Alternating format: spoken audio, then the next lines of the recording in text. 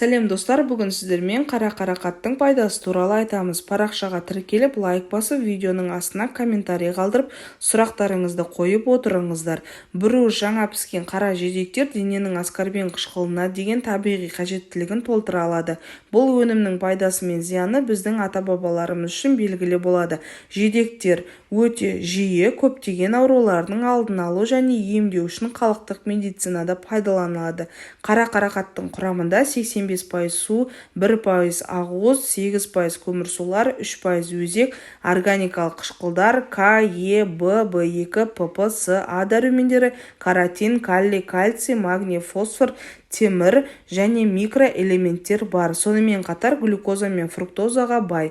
Қарақаттың жапырағында, бүршігінде, жидегінде аскорбин қышқылы өте мол. Диабетпен ауыратын адамдарға қара қарақаттың жаңа шыққан жапырақтарынан салат жасап немесе бұқтырып шай ішкен пайдалы.